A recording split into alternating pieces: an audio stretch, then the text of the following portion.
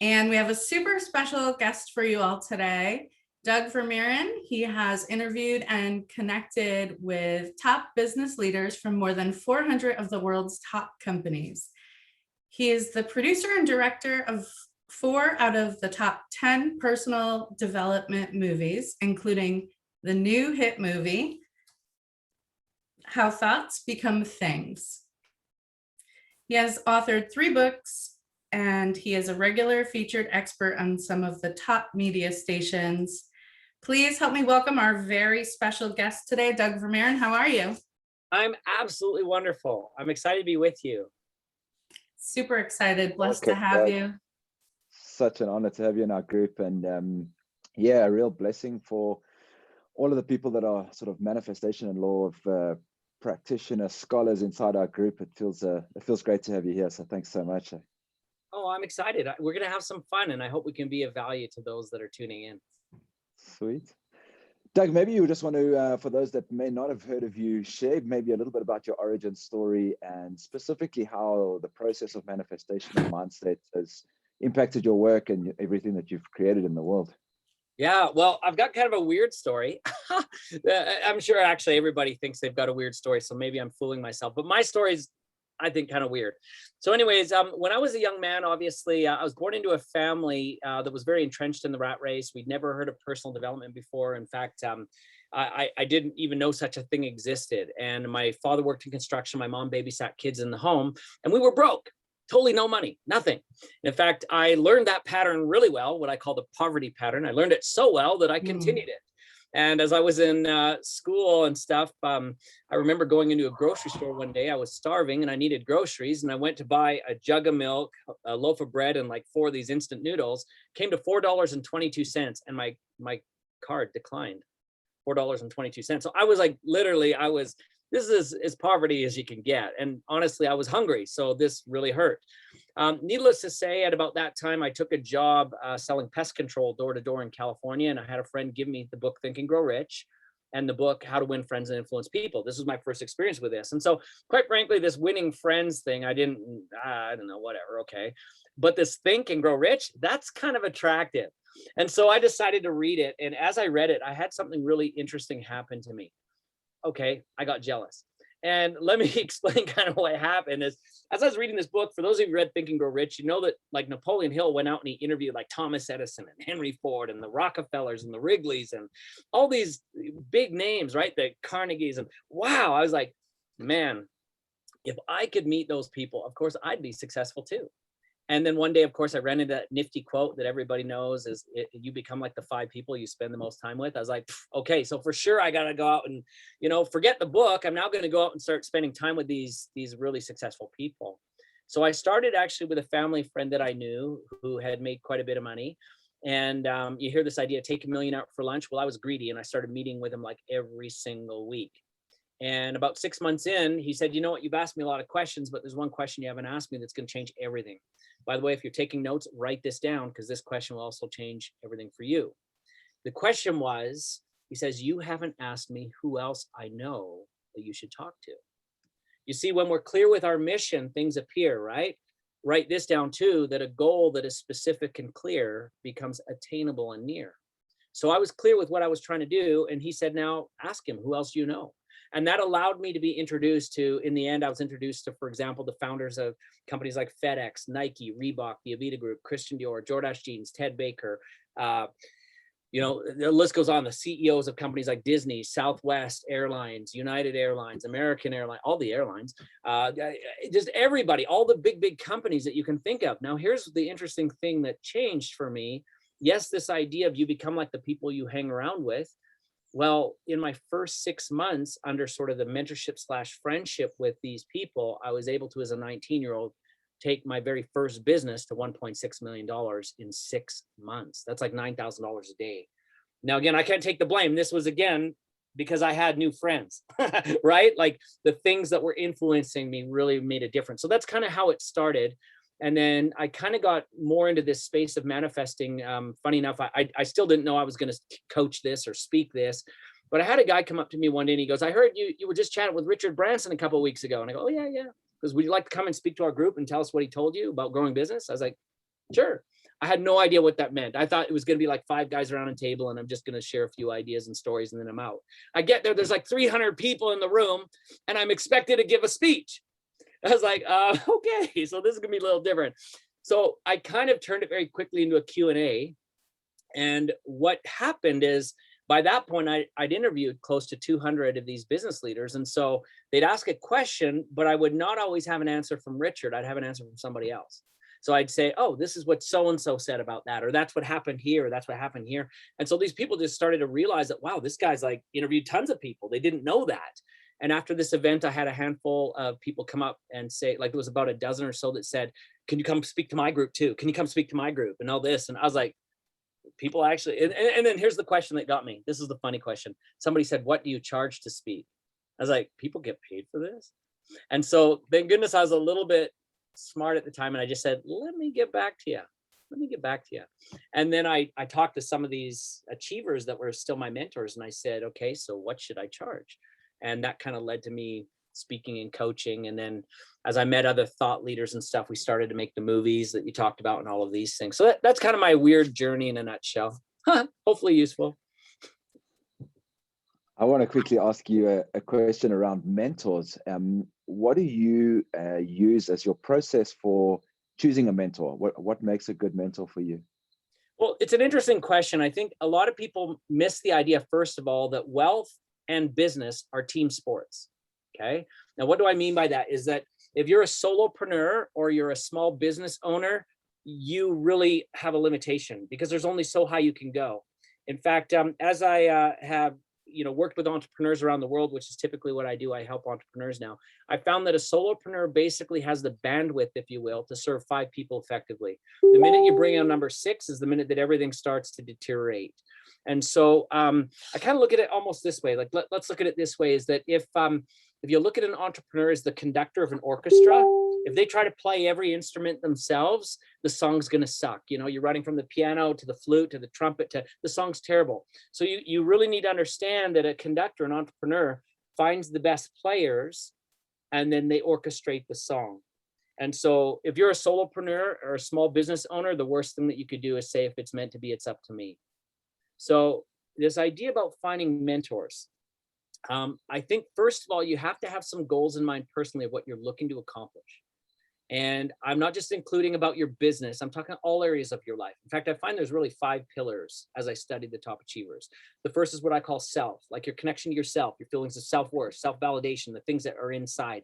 And the reality is your self-worth must always precede your net worth. You'll never get to net worth unless you have self-worth first, right? It's just difficult. The next one is what I'm going to call spirituality. It's your connection to things of the spirit, the universe, your ethics, your way that you operate with, with congruity among those that you serve and you're with. And you need mentors there. You need a spiritual guide of sorts. The next I'm going to mention is what we call health. So you've met people, they set goals in the category of let's quit smoking, let's lose weight, let's eat better. The reality is we need mentors there to help us. I actually do competitive mixed martial arts. That's true. The most peaceful guy, but I love Brazilian jiu-jitsu and I love to fight because I look at it more like chess. But I could never do that on my own. I have coaches and trainers that help me there to help me see my deficiencies and weaknesses in those areas. Everything from diet to technique to you name it. The next area we're going to call relationships. Okay, so relationships is one of the areas that we also need mentors. And I'm not just speaking about family relationships, although that's super important. I'm not just talking about husband and wife relationships or cousins and siblings and all the things that are there. We need help there. But I'm also talking business relationships. And by the way, I haven't pointed out, these are in sequential order. The last one is actually abundance. And the reality is why is abundance last? Well, it's because if you go through all of these, abundance is actually a function of the relationships you have. Those are very connected. If you think about people who build big businesses, it's because they know how to manage big relationships. In fact, here's just a side story. We do a coaching program called the Certified Entrepreneur Coach. And by the way, if anybody's interested, we're looking for coaches desperately now. The pandemic has started so many people as entrepreneurs. And so like right now, it is the prime time to coach entrepreneurs. And we've got the number 1 program in the world. Why? Because all those top achievers I interviewed, I brought them on as faculty members. So anyways, we'll talk more about that later. But I was sitting with a multimillionaire once. When I was 19, I wanted to start a business because all these multimillionaires and billionaires that I'd met, they had a business. So I wanted to do that. So I took this guy for lunch, take a multimillionaire for lunch, right? And I sat with him. I said, this is my business I want to create. And I said, I just went right into it. I said, how will I find the customers? I asked him, how will I do the marketing? How will I find the demographics? How can I get the distribution done? How can I position myself in the marketplace? How can I, and I'll never forget, he did just like this. He kind of looked at me like this, right? Give me the multimillionaire, you don't know much stare, right? That was the stare he gave me. And he said, I can tell you're going to start a really small company. I said, no, because what entrepreneur ever dreams of starting a small company? No, this is going to be big. It's going to change the world. It's going to be gargantuan. It's going to be huge. And he just kind of looked at me and he goes, no, this is going to be a small company. And I said, well, how can you say that to me? I'm so passionate about it. He goes, well, it's because you're asking selfish questions. I never heard that term before, selfish questions. I said, what do you mean? And he says, well, you're asking, how can I find customers? How should I do this? How can I solve that? How can I? It goes, a very selfish question. You'll never start a big business doing that. He said, the most important question you need to ask is who questions. Who has my customers? Not how can I find them? Who already has them, right? Who can help me with marketing? Who's already good at that, right? Who can solve this problem for me? Who already has the expertise there? In fact, as I interviewed the top achievers, I found a lot of the things that we were taught in personal development are actually incorrect. And one of them, and I hope you just spotted it there, is we're always told that we want to become successful, we need to step out of our comfort zone. Well, the reality is there's a lot of things in that phrase I'm not comfortable with. I'm not comfortable doing the marketing. I'm not comfortable building websites. I'm not comfortable. So what do? Do I step out of my comfort zone to get comfortable, to create that? Well, if you read the book by Malcolm Gladwell, Outliers, he says it takes 10,000 hours to become an expert at anything. So the reality is you're going to die with your music still in you. You just don't have enough time to become experts at everything. So what I recommend people to do when we're coaching them is, instead of trying to get out of your comfort zone, we need to get into our brilliance zone. What are we really, really good at? What do people want from us? What can we really, really deliver better than anybody else? And within that brilliance zone, that's why we need to become uncomfortable. And any of the other things that take us away from our area of brilliance, we need to delegate to others. We need to find support. We need to get some help with. And this, back to this idea of mentors, yes, we need clarity on what we're getting mentorship on, but sometimes recognizing our brilliance zone is something we don't always understand. And I love what Oprah Winfrey once said. And by the way, Oprah was one of the people I got to, which was interesting, just an amazing individual. But she said that one of the biggest powers that a mentor has, and I'm paraphrasing now, so you'll have to go find the quote on your own, but the power that a mentor really has is to help us see things about ourselves that we can't see, right? And so when I'm looking for a mentor, sometimes I've got a very specific purpose in mind. Sometimes also, if I've got a friend that it refers me to meet another one of these top achievers, there's a reason why, and I'll always take the meeting. And I think the other thing that's kind of interesting too, is that sometimes we limit what we think a mentor is. So we don't think that we're teachable, right? I know this could be a big segue here, but I kind of think it's important. Let me maybe just share a thought here for you that is just strange about mentorship, okay? Like, this could be weird out of left field. You hear, again, in personal development, people are always saying, don't spend time with toxic people, right? You got to get away from toxic people and totally like avoid them like the plague, because you can't be successful if you have toxic people in your life. In fact, prior to this training, I just did a big training on scarcity and prosperity consciousness. And that thought comes up again. Hang around with bad people, they're going to bring out the worst in me. The reality is if you haven't decided who you are already, you don't have boundaries. Everybody's going to wipe you out, right? And this idea of toxic people, I think we're too quick to label people as toxic, right? So I first of all want to say, yes, we avoid abusers. We don't want to be with someone who's physically, mentally, sexually abusing us or injuring us in any way, but that's different than toxic. You see, we're very quick to label people who don't agree with us as toxic. And the reality is as I interviewed the top achievers, what I found is the reality in life is that if you want to expand what you have, you must expand who you are. You might want to write that one down too. To expand what you have to expand who you are, which means that you got to expand to solve bigger and bigger problems than what you currently faced. You've heard what Einstein says is that a problem's never solved on the same level of thinking as what created it, which means then you need to get bigger than your problems. Okay, means you need to manage those problems beneath you. You'll still have an interaction with them, but you need to manage them. So when you encounter toxic people, you don't run from toxic people, you learn how to manage them better. Now, let me give you a tip on how to do that. There's really only kind of two kinds of toxic people in the world. One of them is what we call a complainer. Okay, the complainer is the first one. We've all encountered them. You know, we're hanging outside the office doors and they're like, you know, the boss sucks, the sports team sucks, the weather sucks, blah, blah, blah, sucks, right? The reality, again, is if you don't have those boundaries, if you haven't decided who you are, you're going to fall into that trap and you're going to suck too, right? We're going to endorse that. We're going to engage in it. And that's a form of scarcity consciousness. We engage in that, right? But the reality is we don't have to. The fact is, if you know who you are and what you want and you know your mission, you can be around a group of people and just simply say, I don't like, subscribe, follow, endorse, or will comment on that. Thank you for sharing. That's your opinion, not mine, right? We have the strength to be our own person. But the second kind of person that is often labeled as toxic, it's a little bit more challenging to deal with. They're called a critic. These are people that often actually do have something of value and of truth to say. They might even point out a fault that you have that you need to know about, and they're just not good communicators. So it comes across as icky, painful, maybe not comfortable. I remember when I was a kid, for example, as a teenager, I was hanging around maybe with some bad kids at sometimes. And my mother would say, you shouldn't hang around with those kids. And she'd point out, blah, blah, blah. Well, that was a fact. But the way she said it, man, that was critical. And so I could either put up a wall or I could adopt that as a mentorship, right? I could adopt that as information that I needed. Now, here's something interesting that most people don't think about is that there's a big difference between chasing your goals and your dreams, being tenacious and being stupid. Let me explain the difference. A stupid person, let's imagine that I've got a room I'm trying to get into. Like there's two rooms. This is room one, this is room two. I'm trying to get in that room. A stupid person will come and they'll bang their head on the wall to get to that room, right? And they'll bang their head all day long.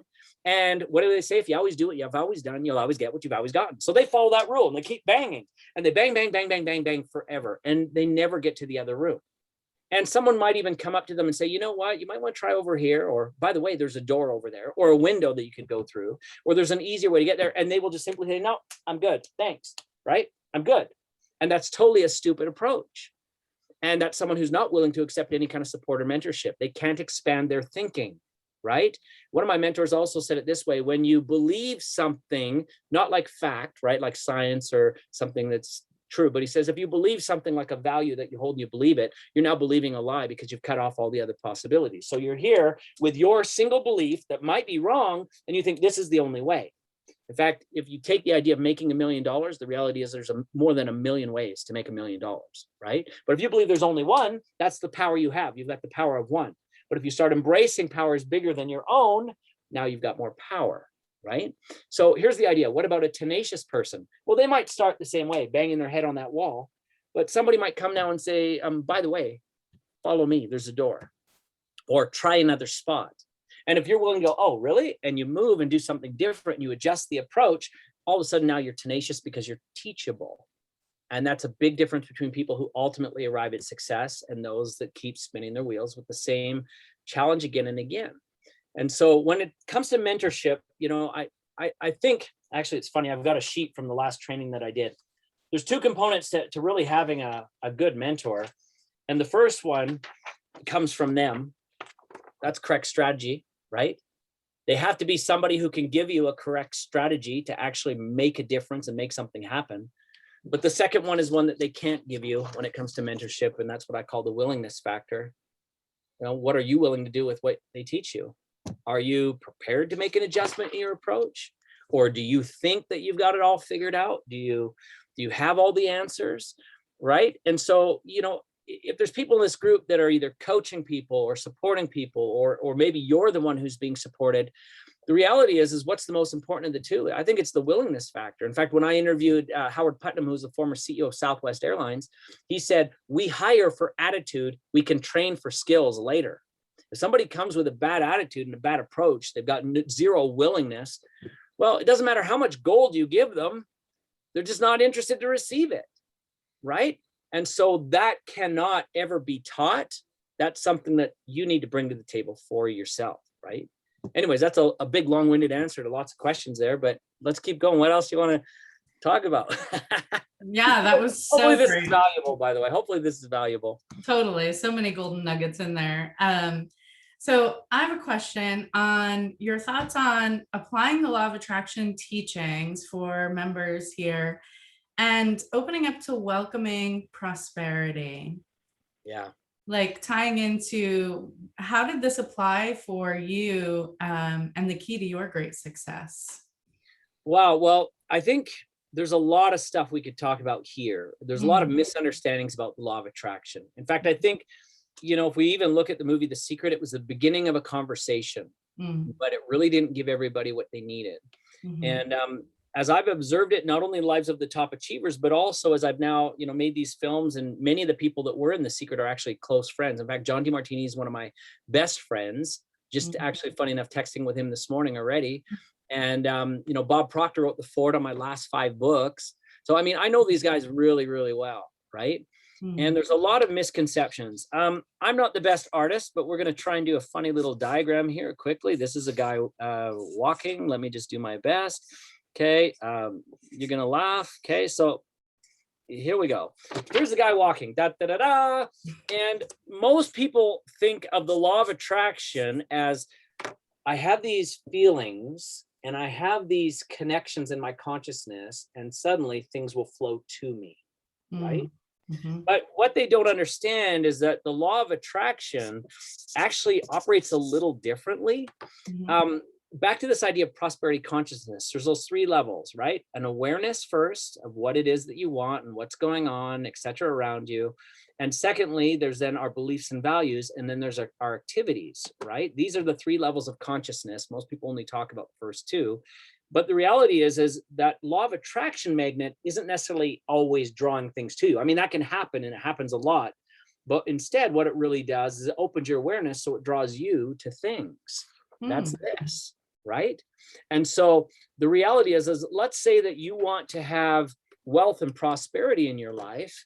Well, if you have that as your dominant thought and your dominant feeling with clarity that you want wealth and prosperity, it's kind of like that idea around the reticulator activating system. In fact, Morris Goodman from The Secret, you remember the guy who crashed his airplane in the power lines? Mhm. Morris told me this. He says, if you suddenly buy a red car, everywhere around you, you now start seeing red cars because it's in your awareness. Mhm. Now, the reality is the law of attraction didn't put those cars there. It didn't bring it to you. And it's also not going to have every one of these drivers of the red car show up on your driveway tomorrow morning just because you are thinking about red cars. But Mm. it puts them there. So all of a sudden you can now walk towards it. You can move towards it. So the law of attraction, I think a big misunderstanding is that it's partly your responsibility to activate it. Jack Canfield in our movie, Mm. the Opus, said something really kind of cool. If we take that word attraction, he pointed out that very clearly that the last digits of those words is actually action. Mm. Attraction is action, right? Mhm. Now, I want to share something else that's kind of a funny story too. No kidding. When The Secret came out and we were working on our first film, The Opus, which features, again, most of the gang from The Secret, Jack, Joe Wow. Vitale, Marcy Shimoff, Morris Goodman, Bob Doyle, they're all in there. Anyways, I had a friend approach me because he knew that I was very interested in this subject. And he says, I just saw this movie, The Secret. I'm going to try and make it work. I'm going to manifest a Ferrari. Let's see how it goes. I said, okay, well, that's pretty cool. And I actually have a Ferrari, so I was interested to see how this was going to roll out for him. And so I said, yeah, keep in touch. Let me see how it goes. Needless to say, about 6 months later, I got a telephone call from him. He says, come join me for lunch. And I'm thinking, ooh, he's got his Ferrari. And because I love those kind of cars, I'm excited to see it, right? So I hop in my Ferrari. I drive down to where this restaurant is where we're going to meet. I'm looking through the parking lot. I don't see a Ferrari. Hmm. I don't see a Ferrari. I'm thinking, well, maybe he's parked it in the underground part here somewhere. Or maybe he's parked it somewhere different and he just walked over or whatever. I don't know. Okay, so I park mine in and I come in and I see him sitting in this restaurant, but with this girl beside him. And, I kind of played dumb because he didn't mention the law of attraction stuff on the phone. He just wanted to do lunch. So I came in and I was playing dumb and, oh, hey, how are you? And blah, blah, blah. And then he cut me off and he said, but you've been wondering about that law of attraction in the Ferrari, how that turned out. And I was like, oh, yeah, I played dumb. I said, oh, yeah, I forgot about that. Tell me about it. And he turned to the girl. The girl then passed across her business card on the table. And he said, I'd like you to meet my new personal assistant. And we looked at the card and her name was Adriana Ferrari. Wow. And we both laughed. And that's when we pointed out that the way the law of attraction also works is that unless we're very specific on what we want, what will show up sometimes may not show up in the form that we want. In fact, when we did the movie The Treasure Map, John DeMartini said something very interesting. He said that wealth, because we talk about money in that one, and wealth and abundance and things, and obviously wealth is bigger than just money, but he said that everyone is wealthy. It just appears in the form that we value most. And that's really insightful if you think about it. Yeah. Right. So what is it? Where the focus goes, the energy flows. That's very true with the law of attraction as well. When we really kind of get clear with what we want, it starts to appear. And it's funny because when I talk about prosperity consciousness, like I actually keep these little black journals, right? And when I want to manifest something in my life, not only do I do vision boards, and I don't have mine in this room, but I also do a journaling on it in terms of what does it really look like? Right. So that when those opportunities appear, I can seize them. I can recognize them when they show up. And also I'm clear about what it doesn't look like, because there's certain elements of it that if it appears, I don't want to distract myself and give myself and my energy and my time and everything to things that are not in harmony with that. And by the way, with my vision board, it's a little different than most people. Yeah, I cut out pictures of the things that I want. I do that, right? Everybody does that. But I also add to it the reason why I want it from an emotional power. Because the reality is to get to your willpower, you need to start with your why power. Most people never, ever make that connection. The other thing I do on my vision board is I'm very specific. So with the first, for example, Ferrari that I bought, I wrote down the price, I wrote down the model, I wrote down all the details. Now it's interesting, in some of the seminars that I do with entrepreneurs, we talk about, toys, things people want. And I have people say, I want a Ferrari too. And I'll turn around and I'll say, well, really, which model? And they'll be like, Ferrari. Well, to me, that says that they really have not identified it strongly enough to recognize the opportunity of how it will appear. So for example, one of the first Ferraris that I bought, what happened, actually, I bought it in around 2008 when that recession kind of hit, is that I had already itemized what it would cost, the model I wanted, all the details. And interestingly enough, I went around to different dealerships because we're also, dealing with something called the law of probability. If we have time, I want to talk about that law because that's really important. But I would go to areas where I could have connection and access to it. And so I really knew a lot of details about that car. Now, interestingly enough, in 2008, we all hit that recession, right? Now, the interesting thing is a lot of people who own those kind of cars that I like could not afford the payments. So they brought them back to the dealership where they were, going to auction or repossessed. And so now I knew what they were worth, but I also could recognize the best deal. So I was in the ideal position now to not only attract it, but take action on when it appeared. And I found one, no kidding, that was about $200,000 less than what the actual retail price was if I would pay cash. And so I did, no problem, right? And so I think just having that awareness on our vision board of the specifics, right? Like think of it like the mall. If you're in the store or going to a store and you can see the "you are here" notice where you are on the big map, you can kind of know what has to happen between here and there, right?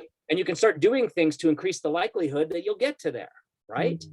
And so I think that's a really important part of the law of attraction, which a lot of people don't understand. We put it to the universe, but we do everything in our power to bring it to pass as well, right? Yeah, that's so powerful. Being open to receive that inspiration and take that inspired action. That's actually part of what I applied in having a page in your book, which we're giving away too in this live session today. So thanks to everyone out here joining us, and you can get this book on Amazon. Great book. And also your movie, How Thoughts Become Things. Yes. Really took it to the next level, like new awareness and understanding. We've shared it many times in the group again last night. So everyone out here, make sure to go check out the movies. So we had such a fun time making it too. It was just so fun to do. Yeah. I have to admit, it's kind of funny because you talk about mentors just here as a note. Like, it's so funny because even though a lot of these guys are all now close personal friends, right? Like the gang from The Secret and stuff.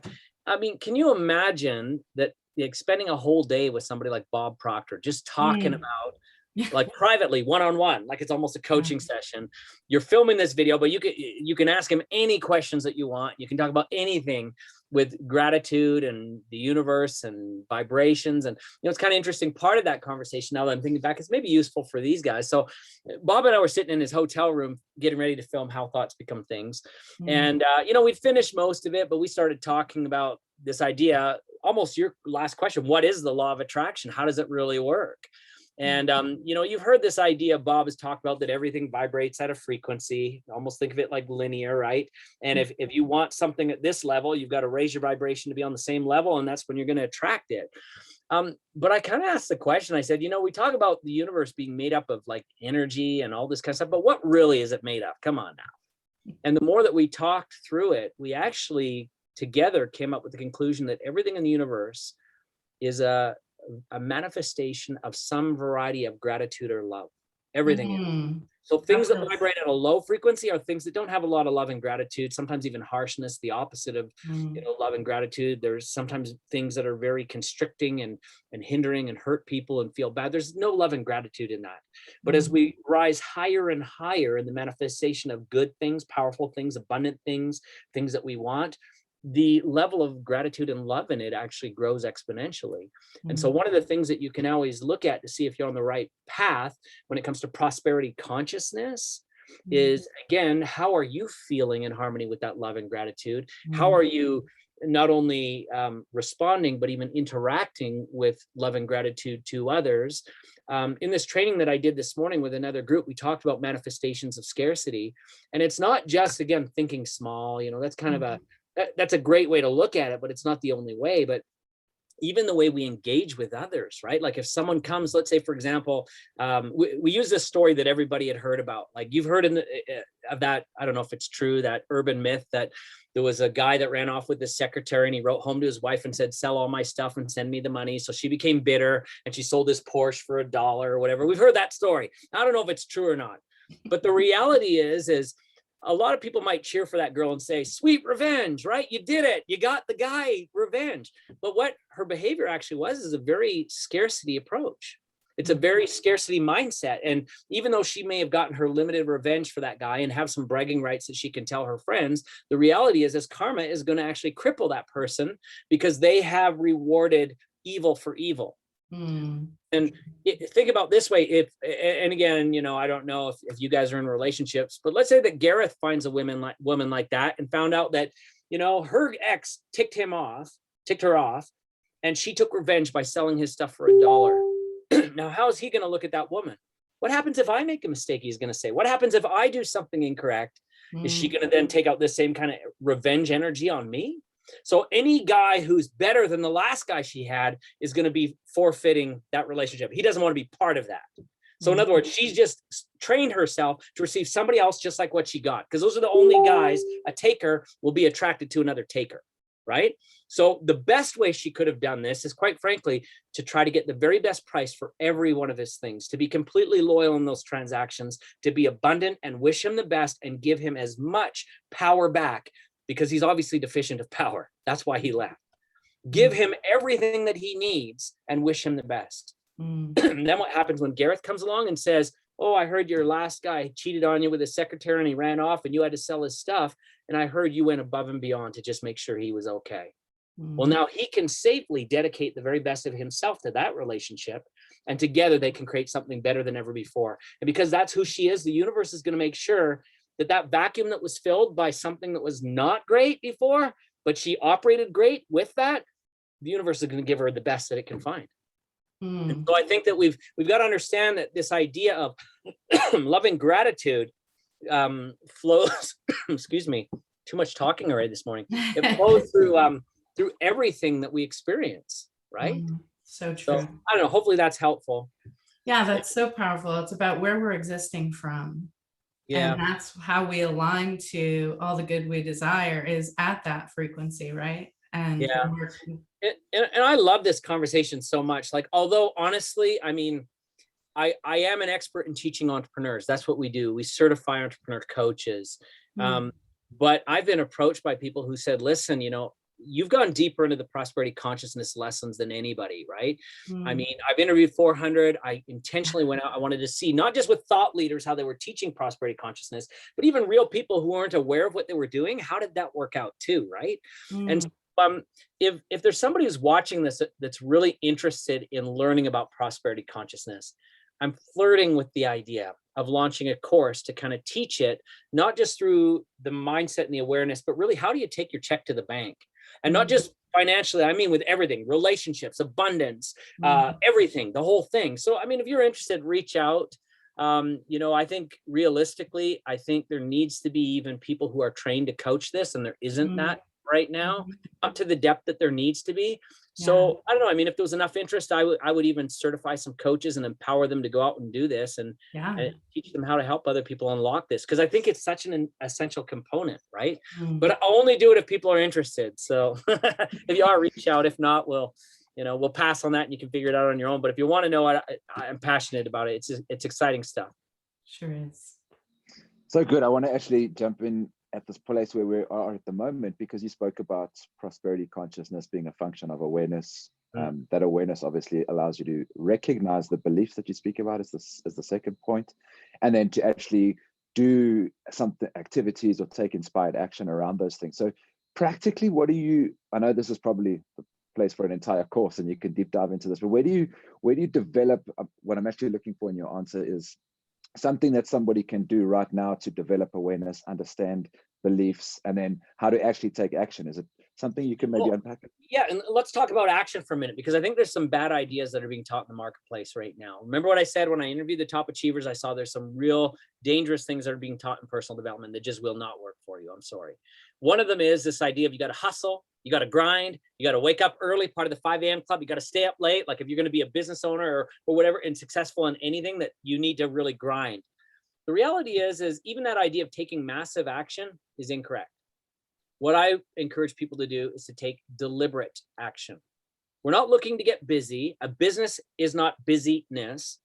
And productivity isn't doing more to get more. It's actually sometimes simplifying and keeping the results the same, or doing less or delegating so that we get compounded or higher results. And so I think that this idea as well of prosperity consciousness, the reality is I see too many people think it's an all or nothing approach, right? And they end up exhausting themselves because they get committed and say yes to everything. It's kind of like that Jim Carrey movie, remember Yes Man or whatever, and say yes every time somebody says this, right? The reality is you only have so much energy and bandwidth. It's almost as if you've got a room full of plants and 1 glass of water. If you try to water everything in the room with that 1 glass, it's all going to die, every bit of it. But if you can select the few things that are actually valuable, 1 or 2 plants, you can keep them alive. And I think that this is a really big, important part of prosperity consciousness, is that most people don't experience prosperity consciousness because they've never taken the time to understand what they want to prosper. What is it that you want to prosper, right? The reality is you could create, like the world is incredible. You could create results in everything. And I've got friends that literally are trying to be the jack of all trades, master of none is the result, right? I've got one friend that, he wants to become a coach. He wants to become a speaker. He wants to become a best-selling author of fictional works. He wants to create also movies like I do. He also wants to launch and put out a comic book. He's also a musician, so he wants to become a best-selling pop star. He's got, another business that he's launching. But what he's creating is all of these things that are half done. It's almost as if, like, if you're hungry and you go into the restaurant and you say, I'd like to order a steak. The waiter walks away, doesn't come back in 2 minutes. You're like, I'm still hungry. So I'm getting up, I'm going to another restaurant. You sit down again, you say, I'd like a steak. That guy goes away, you look at your watch, 2 minutes has gone by, your steak hasn't arrived. You get up, you leave, you go to another restaurant. I want a steak. Again, 2 minutes. Like, there's people that are doing that pattern again and again and again and again in their life. They're constantly in restart mode. Now, I have to confess, there's different personality types when we get into our training with entrepreneurs. There is something called an initiator, or sometimes we call them a visionary, and they just have idea after idea after idea after idea after idea. And even before they complete an idea, they've got a new idea. And so back to this idea that wealth and business are created as a team sport. if that's you and you're always coming up with new ideas, but never seeing something through to completion, you've got to find a way to partner with completers, right? In fact, there's three real kinds of people you need to partner with, but completers is definitely one, because we only get paid when a job's complete, right? Or it's released into the marketplace or whatever, right? So we need to partner with people who can, how should we say, once we come through and we create the disaster, the people that can clean it up, package it, make it nice and pretty, and get it in the marketplace. And it's okay to have those people as either partners or we hire them. Sometimes partners is the easiest way. And to be honest with you, when people have skin in the game, they often play better. I think one of the big challenges a lot of people have that keeps them from being wealthy, it's this analogy of what would you rather have, a whole grape or half of a watermelon? Most people would rather have a whole grape. And so they limit it because they feel like as soon as they give parts of the watermelon away, they lose control or they lose the ability to make it successful, etc. Well, you know, what's interesting that if you study the history of even something like Facebook, when Mark Zuckerberg was basically the only guy behind it with a couple of his friends as investors, the company had a very low valuation. In fact, I think the lowest valuation that Facebook had when it launched and got its first investors was around $25,000. So not a very wealthy company. But as soon as then he went and got other investors and partners and added some people from Silicon Valley, got their first investors in, their first round of evaluation rose up to 100 million. Their second rose up, I think it was to over $1 billion. And today, who knows really what it is. But he shared that little grape. He could have had 100% of a $25,000 opportunity. Or he could have, I think his shares right now is somewhere around, I think it's like 26 or 27% of the company that he owns. But that's now worth billions. So the question that sometimes I'll ask our entrepreneur students is, what's your long-term vision for this? If you want to play small and keep small, yeah, you can keep it, right? Anytime we make an excuse, we get to keep what we are defending. But anytime we look now, again, as a collaborative mode, we can now create something bigger. Just kind of like what I was saying in this training earlier, Jack Canfield in our movie, The Opus, pointed out that the universe, ever since the Big Bang, has been in expansion mode, right? And any time that we take an approach where we are working in scarcity or contraction against that expansion, not only are we diminishing ourselves in regards to our relationship to the opportunity, the universe, but we're actually fighting against a complete universal expansion. We're telling the universe, we've got enough, we don't need more, I can do it by myself. That idea, here's the other lie that personal development teaches: if it's meant to be, it's up to me. You've heard that. That's bull crap. The reality is, it starts with you, right? The buck doesn't stop here. The buck starts here, right? It's not the buck stops here. It starts here. It starts with you. But if you think it's up to you to execute, you've now just limited yourself. In fact, that's probably the biggest thing that keeps most people from thinking big. They have this really big idea. It's super enthusiastic and exciting. But all of a sudden they start thinking, how am I going to do this? Well, that's a selfish question. How am I? You just put all the weight of that big idea on you. Instead of that, maybe a better question would be, we think big and we say, who can help me assemble this? What would I need to have in place and who has it, right? I love in our film, How Thoughts Become Things. Bob Proctor said this interesting. He was talking about the Maharaji was going to build a center for transcendental meditation or whatever. And one of his followers said, well, where are we going to find the money for all this? You know what the Maharaji answered? He said, well, wherever it is now. That's where it's coming from, right? How are we going to find the money? Well, it's going to come from where it is now to us. And so I think that that's a better question. And most of us look at scarcity. One of my mentors said this, and I thought this was just brilliant. He said, you know, whenever you're thinking scarce, just remember they're printing money every day at the mint. There's no shortage. Those machines are always going and they're fast. So you just get to decide how much of it's going to arrive on your doorstep, right? By how you now interact with the universe. And if you say, well, you know, there's not enough and blah, blah, blah, blah. Well, then, okay, you tell the universe, here's my order, you know, take it to the kitchen, prepare it and bring it back.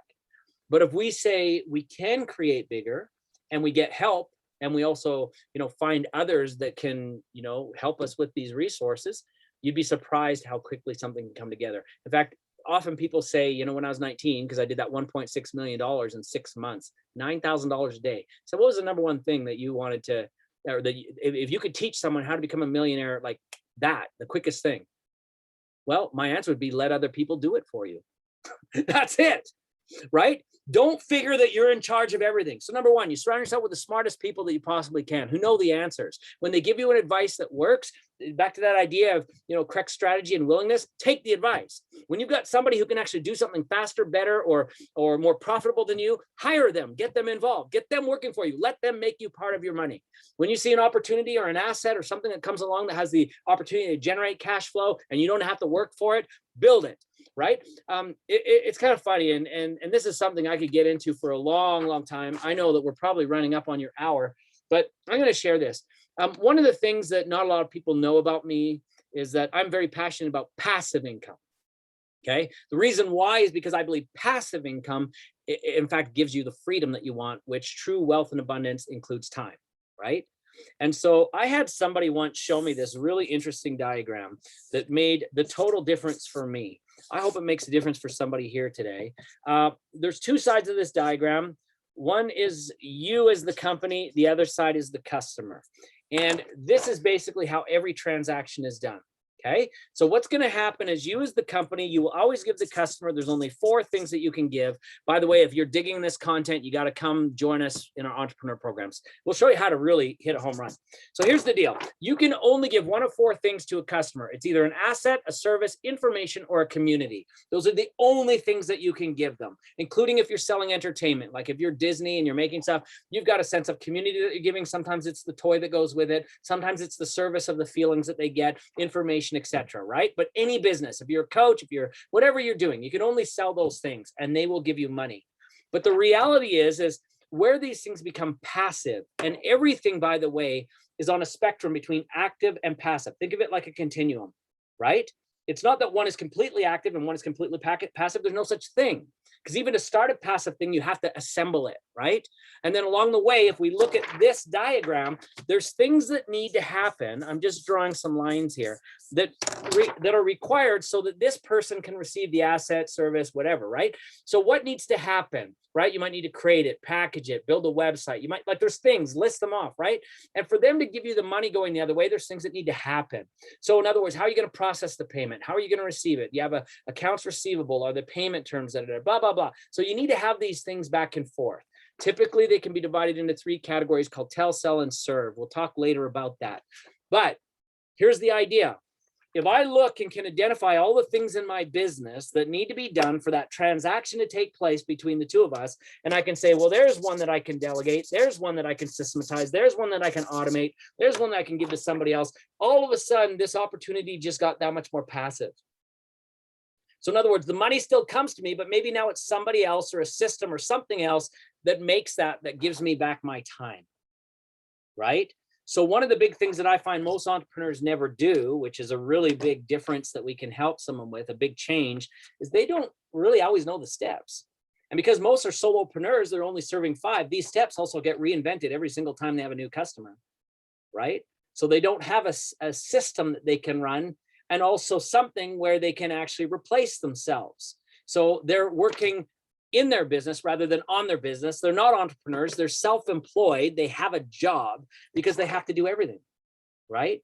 So, I don't know, maybe another day we'll come back and talk more about this with you guys in detail. But if you're interested in this stuff, reach out to me and I'll share with you in among the tools that we have where you can learn this stuff. It's fascinating to me. So there you go. It's all related. The universe it's all related, business and law of attraction. And that's something funny too. You've seen this as well. Sometimes we encounter people who think it's way too new agey, all this law of attraction stuff. Well, if anybody ever tells you that, it's just because they haven't yet seen how it really fits into their life. As soon as you see how it really fits, it's not new agey. It's actually now a key that you have that you can open things up, right? That last part is definitely true for me. There was just a lack of awareness of how manifestation and reality creation was happening in my world in every single moment without me being aware of it. And first time I heard about manifestation, I thought it was new agey and weird and woo-woo. And that was like me banging my head against the wall, just going with my specific way that this is how I believed reality looked. And as soon as I opened up to it, it's an expansive it's a total difference to create from. It's a game changer, right? Yeah, it's beautiful. Douglas, we could spend another hour talking to you about all of this stuff. And I haven't even got through half the questions I wanted to get. Well, we'll have to come back another day. But you know what? Honestly, it's been fun. I hope it's been valuable for the listeners. I hope you guys have learned something that more important than anything that you can apply, right? Like, what can you do with this? That's the question. Because the reality is there's three kinds of learning, which we could talk about. Emotive learning, where we feel good about something, and that's wonderful. That's when we buy the book and the self-help becomes shelf-help. You know, somebody motivates us. They climb Mount Everest as a blind person, exciting. But weeks later, somebody will say, what did you learn? And you just don't know. That's emotive. It's kind of limiting, right? The next is procedural. Somebody shares with you, you know, how to build a pizza or a set of cupcakes. And you can do that, but in the real world, sometimes you'll run up against now some obstacles, right? But the last kind of learning, which really should encompass all of them, is implementational, right? It's like that quote. Again, I totally disagree with it. It says, give a man a fish and he eats for a day. Teach a man to fish, he fishes for life. Bull crap. I honestly believe that a guy who's taught how to fish is still just a guy in a classroom. Very procedural. The way to start learning how to fish, and especially if you're a coach or a trainer, you need to take the rods, go to the lake and start fishing. And now we eat for life. Because it's one thing to learn in a classroom. It's another to do it. And now we know what it's really like. We have the tools and the experience and the understanding.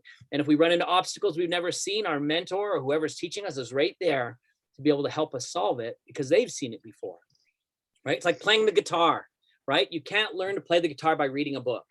You actually have to pick up a guitar, right? That's the way life is. So beautiful. One thing I just want to ask you before we let you go is what you spoke very specifically about being clear about what it was that you wanted, and you shared your process of how you you know, your Ferrari story about exactly what it was that you wanted. What does a perfect day look like for Douglas? Wow. You know what? Here's the other thing too, is perfect is a bad word. The reason I think so is because I don't believe perfection actually ever exists. And as I interviewed the top achievers, one little phrase that I kind of came up with as I was interviewing them is top achievers are not perfectionists, they're improvisers. And so Zig Ziglar used a good example one time in his book, See You at the Top. He said that some people live their life almost like they're in a car at home in the driveway, waiting for a report to come back that said, every light is green, now you may go. And if you think about when you're driving to work, there's no way you can wait for every light to be green, right? It's impossible. And so I think this idea of perfect and perfect day are really things that stop a lot of us. In fact, what I'm going to suggest is instead of perfect day, we call it brilliant direction. So in other words, we talk about your area of brilliance, your brilliance zone, where you're looking to be most of the time. So we ask ourselves, does our day lead us in the brilliant direction? Is our day opening up the door for our brilliance more and more? Are we doing things, participating in activities? Are we adding things to our schedule that actually open our brilliance instead of keep us from it? And I think a lot of times people add clutter to their day. Sometimes we allow other people's emergency to become our fire, right? And our day becomes hijacked. Now, I'm not saying don't help people when they need help, but I think we need to also recognize that a lifeguard can't help others till they know how to swim. So how are you protecting your brilliance? How are you protecting your mission? And when you are adding activities to your schedule, how are you making the decision? Now, I do know that, again, some things are urgent. You know, even in my family, things come up that we didn't foresee and you've got to respond. But that's not very common if you think about it. And oftentimes we give things more power than they merit. We assign something as an emergency when it really isn't. And when we have clarity on that brilliance that we're looking to create, we actually can control our day rather than have it hijacked. So how does my day look like in a nutshell? It's pretty boring, actually, to you, but to me, it's exciting. The things that I do probably don't have much meaning to anybody else because it's not your mission. But the things that I do, man, I feel alive and I feel great. And at the end of the day, if I've stepped closer to my brilliance in those ways, awesome. Now, there's a lot we could get into. I know you held up the book, The Best Advice for Speakers. And by the way, we're now working on it for coaches. I hope you all get to be part of it. And the link is thebestadviceforcoaches.com. But if I were to give the best advice, I think, number one is, I think if you found something that you love, that's your brilliance, you need to dedicate a portion of your day, every day, learning about it and being a student. The reality is if you know it, you can flow it, right? How is it that I have some of these ideas and stories that come immediately? It's because I live and breathe this. It's my passion. And there's other things I'm passionate about too, but if you're that committed to make it a career, if you're that committed to make it your mission and etc., you need to be excited enough to make it also part of your daily learning. Just one quick story, maybe we'll end with, that I think that really shocked me and opened my mind to this. When we did our movie called The Gratitude Experiment, we had people like Bob Proctor and Mary Morrissey and John Gray, who did Men Are From Mars, and my best friend, John DeMartini, who's one of my best friends. And we would show the movie at different movie theaters. And by the way, when the pandemic goes away, we'll do that with this too. And at the end of this, with this audience in the movie theater, we'll often do a Q&A. And there was a young man that stood up, and quite frankly, he was coming from a place to show how smart he was. And he stood up and he goes, I got a question for John DeMartini there, the doctor. And he said, how do you think, or how do you interpret Sigmund Freud's, and I'm going to get the question wrong, but it was complicated, his relationship from the id to the ego to the super ego, and what that means in this context with this kind of thing, and blah, blah, blah, blah, blah. And he just really tried to show I'm a smart guy, right? And I think his goal was almost to maybe try and embarrass John, to show I'm really smart, you're not as smart. You're in this movie, I should be in the movie, not you, right? Like that's the era, or the air that he gave off, right? Like that's the feeling that he gave. I'll never forget, John simply said, that's a great question. Then he actually rephrased the entire question so that everybody in the audience could now participate. Because there were people that question went way over their heads too. So we rephrased it and taught these people what that question really was asking, which I thought was brilliant. Then he answered the young man, but here's the brilliant part. He then asked him a question. And no kidding, that kid could not answer it. He didn't know the answer. And he said, that's a brilliant question. And he started thinking about it. Now, needless to say, when we got into the restaurant after, John and I went for dinner, and I said, oh my gosh, I'm so glad you got that question. If I would have got that, I would have totally choked. I would have said, great question, what do you think? And just pass it back to him and kind of fake your way through it. But I said to John, I go, how did you know the answer to that?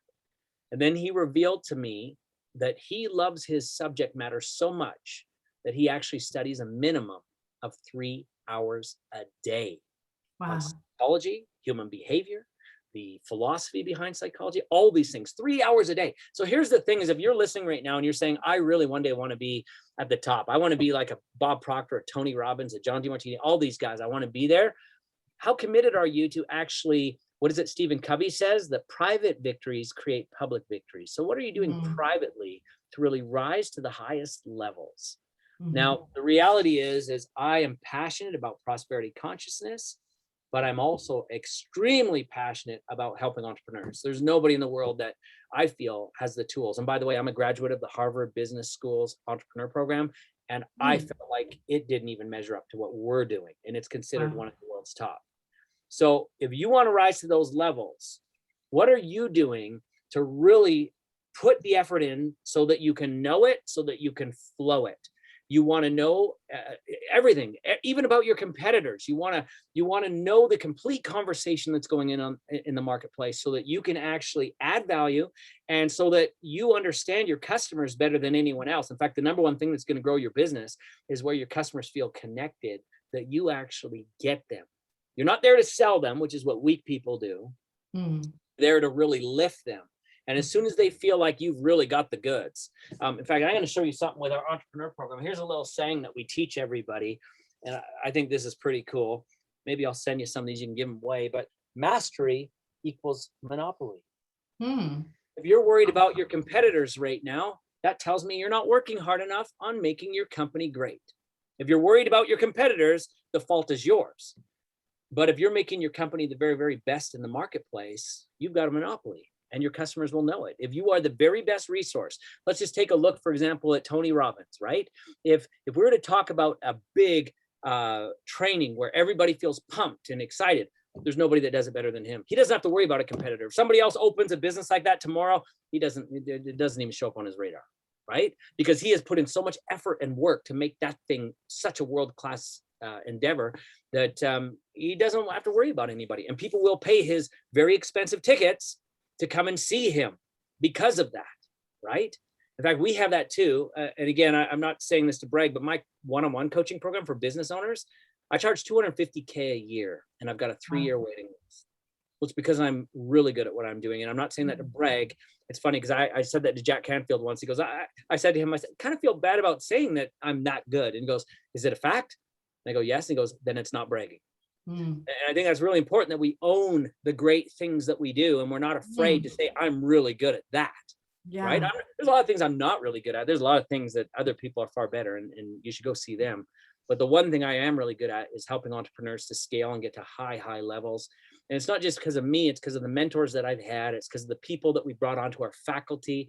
I mean, can you imagine you're a business coach and you stand up and say, yeah, I can help you with your business, and you're at a networking event? Well, people are gonna say, okay, great. We see lots of business coaches. Then one of my coaches stands up, a certified entrepreneur coach, and they say, yeah, this morning I was on a call with Chris Brown, the co-founder of Ted Baker, and Brian Smith, the founder of UGG Boots. And this is what they told us the trends are for the next 5 years, because they're seeing it and they built billion-dollar brands. Which coach are you going to pick? Oh, I want the guy that actually has those connections. And by the way, the other thing that's cool about our coaches is if you're in the process of fundraising, we've got access to more than 175 venture capital companies that fund entrepreneurs. And in this economy, that's important. So if you need $10 million, we can teach you how to build a pitch deck and secure that through one of our partners. So there's nobody that does what we do, right? We're not business coaches. That's an old school thing. Business hours don't even exist anymore, right? We're on the internet. We don't do business in our backyard. We don't do business 9 to 5. And anybody who's teaching you that, old school, man, run, because it's not going to help you. Or even the old rules of business on how you network and how you build relationships. And you need somebody who understands what's going on today. That's the only way you're going to survive. In fact, I read a stat recently that talked about, especially with COVID, it accelerated everything for sure, right? In fact, 2020, they said there's more than 548 million new entrepreneurs this year. That's 1.5 million per day. And they predicted in the next 10 years, you're going to see a massive downturn in small business, or people that are running like a small business that they don't know how to run like an entrepreneur. They're going to be gone. Bye. Enjoy, right? So we've got to upgrade. It's just like software on a computer. If you don't upgrade, suddenly your phone doesn't work. It's that easy, right? You know, too many people are running their business like a VHS machine instead of like streaming what they should be doing. Anyways, there's my rant. Hey, that's a good rant. But come, we got lots of fun tools that are free. So I'm excited to have you join us, right? Awesome. And is it great for those that are just looking to get started? Absolutely. In fact, one of the cool things that I love about, like, if you wanted to join us as a coach, one of the things I love, if you're just getting started, we don't have to reprogram you. Right? You've got all the tools that are needed.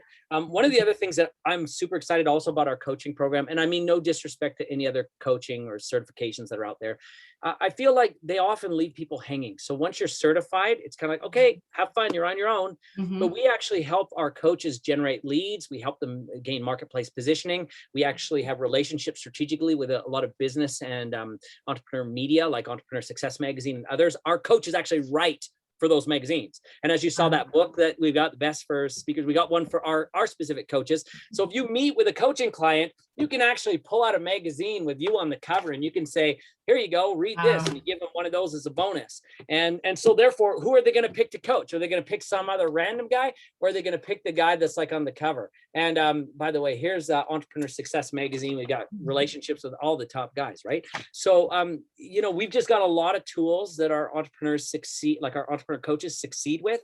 And because we can also get our entrepreneurs to get such great results, you're really part of a family that's got, you know, like I said, some of the top business leaders in the world supporting you.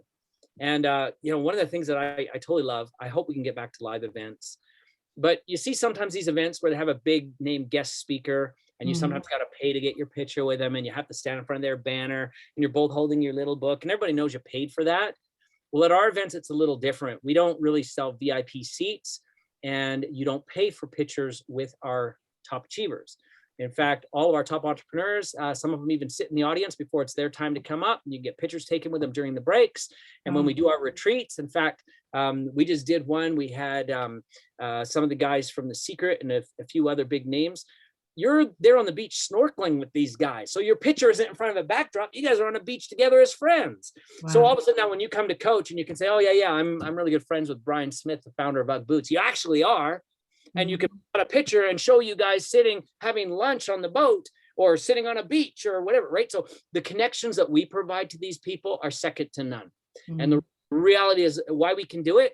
It's because I've got 400 of them that I built a strong relationship with. And they don't sell programs, these people. These are real mentors that are there to help. So our program is definitely different than anything you've seen. I might mention, just as a plug, if you're interested to be part of that, just head over to certifiedentrepreneur.coach.com.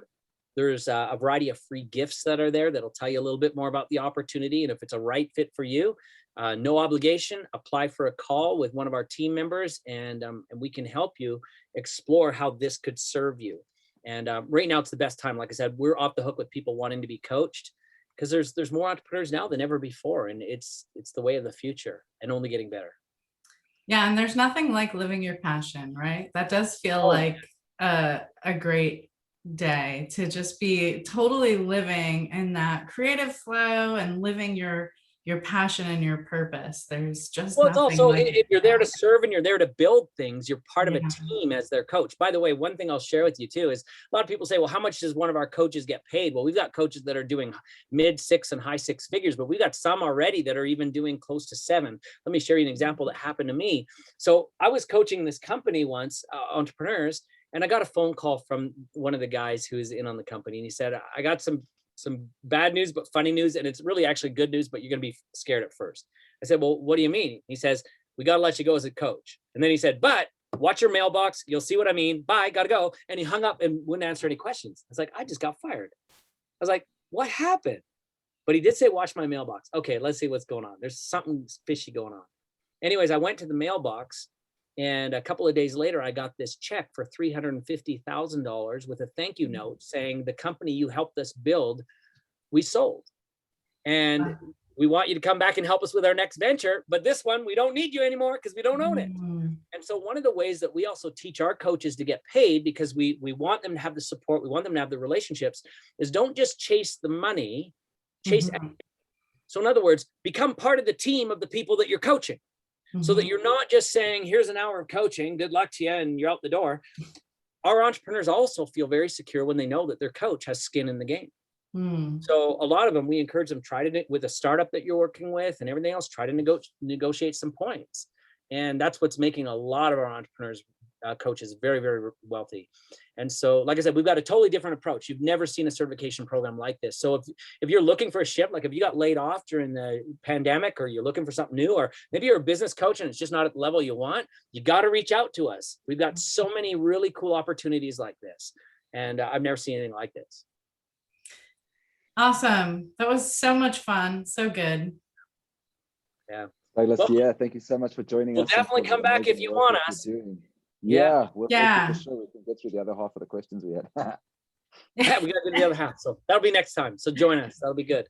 Yeah. Thank you so much, Doug, for joining us. And we'll definitely have you back to play. Super fun.